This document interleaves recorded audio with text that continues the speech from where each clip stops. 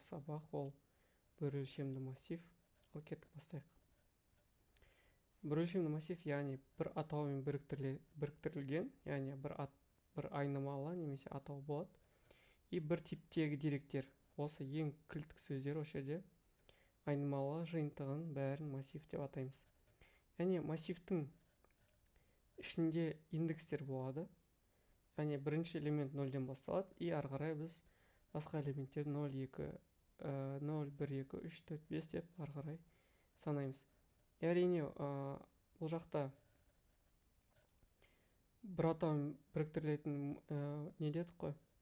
И ішінде array деген сөзді біз пайдаланамыз, яғни array деген массив деген мағынаны білдіреді, и ол бізде бөлек Pythonның бөлек модулі. Яғни оны біз обязательно импорттауға қажетпіз. Және көп қызметтік сөздер болады біздің командалардың ішінде. Оның ішінде ең керегі бізде импорт, импортты қолданамыз көп. Енді жалпы қалай программа қарастырылады?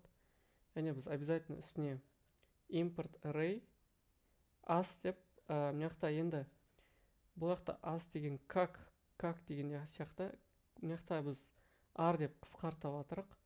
Яғни бұл жаққа негізі r деп жазу міндетті емес, біз өзіміз оны сөйтіп қысқарттық. Оның орнына бек или басқа да там сұлтан или там любой айнымалы жаза аласыз. Мынақта бұл қатып қалған заңдылығы жоқ. Енді мынақта бір атауға біріктірілген, яғни осы массивтің барлық несін мәндерін біз a деген айнымалыға теңестіріп жатырық.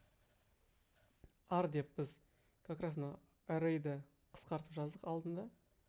Соны ішінде біз I, яғни integer, яғни өңкей сандардан тұратын массив деп уже алдын ала бекітіп қоямыз. Яғни біз айттық қой, бір атаумен біріктірілген бір типті мәндер деген, яғни бір типтер деген сол зат. Қарапайым бір мысал көрейік. Мынақта бізде 5 input бар. 5 input бар и 5 баға енгізу керек. Яғни мына әрқайсысы бір бағаны меңзейді. Кейін келесіде бір print келесі баға енгізілді деп, кейін point бір табуляция білдіреді. Яғни 5 бағаны через табуляцию шығарып береді. Ол келесі мәндерді енгізсек, біз осылай бізде жауап ретінде шығады. Енді осыны біз массив түрінде жазсақ қалай болады? Яғни біз басында import array as array r, потом point деген айнымалы бізде ол сол массивтің мәндерін қабылдайды. Яғни I, яғни integer, бізде цикл кетеді ары қарай.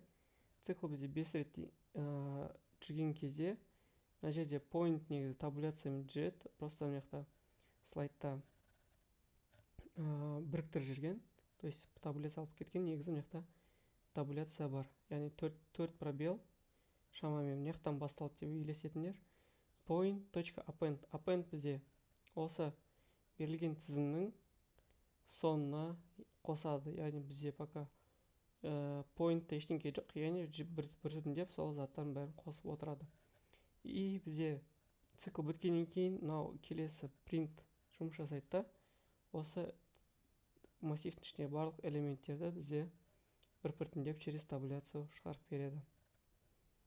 Енді бір өлшемді массивтің ең түрлері бар, көп түрлері бар. Біз көбінесе мектепте бір өлшемді, екі өлшемді массивтерді, немесе оны матрица деп атайды.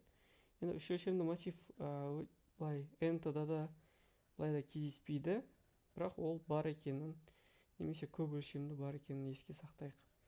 Біздің енді массивтің түрлері, типтері, яғни ол сандық болуы мүмкін, мәтіндік не символдық болуы мүмкін. И ерекшеліктерін тоқтап өтсек, ол бір типті, бір атаумен біріктірілген и жадта қатар орналасады. Бізде мына жақта енді диапазондармен жұмыс жасау, бұл қатты маңызды емес қазір. Бізде тізімдерді құру тәсілдері, яғни бізде мына тізім пустой болады, и біз циклмен біртіндеп қосамыз. Бірден болса 10-ға дейін сандарда append арқылы.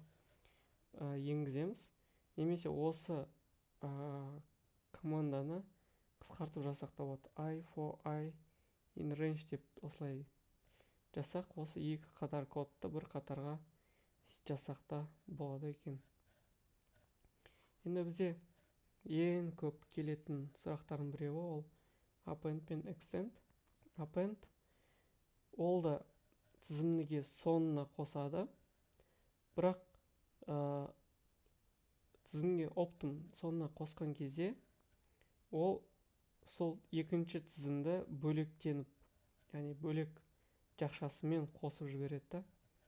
Яғни мынау мысалы бір классқа жаңадан келген 5 жаңа оқушы келген кезде append оны бөлектетіп жібереді. Мысалы мына 5 новенький, мынау алдында ескі оқушылар бөлек, жаңа оқушылар бөлек не істейді, бір-бірімен араласпай кетеді.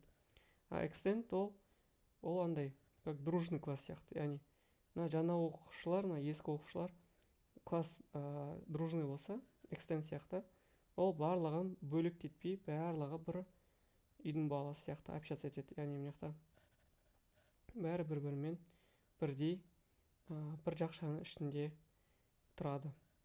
Extend пен append'тің осындай қызық айырмашылықтары бар. Келесінде сумма.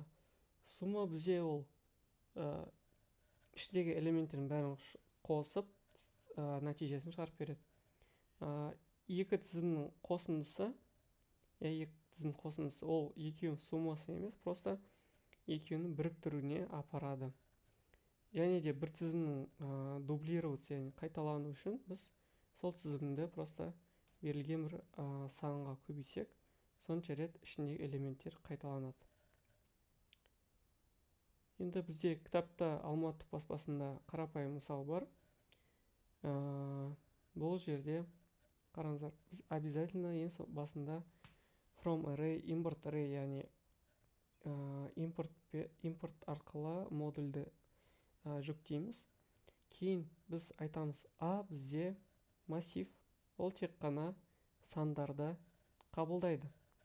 N не істейді? N бізде сол массивтің ұзындығын береді. Яғни мына жақта біз басында массивтің ұзындығын, жалпы біздің өзіміздің массивті 0-мен толтырамыз. Мысалы мына жаққа 5 десе, бізде массив 5 0-мен толып кетеді. Потом бізде келесіде for I in range 0-ден n-ға дейін, яғни бізде сандар ол 0-ден бастап 5-ке дейін бір-біртіндеп келеді. Басында бізде 0 келеді. 0-ші индекс деген мағынаны білдіреді. Яғни I-дың 0 индексі бірінші саны. Біз мына жаққа өзіміз сан енгіземіз. Яғни 0-дың орнына біз уже басқа сан енгіземіз. И осы жерде біз сандардың бәрін енгізіп болғаннан кейін, мына жақта print 4 қосыңқы деген сөз бізге 4-ші индекстен бастап шығарып бер деген сөз. Мәндерді, егер біз чисто тек қана аны шығар десек, бізде барлық 5 элементті шығарып береді. Осындай қарапайым мысал, сол жақта кітаптың тілімен, мен енді жалпы өз тілімен түсіндіріп бердім.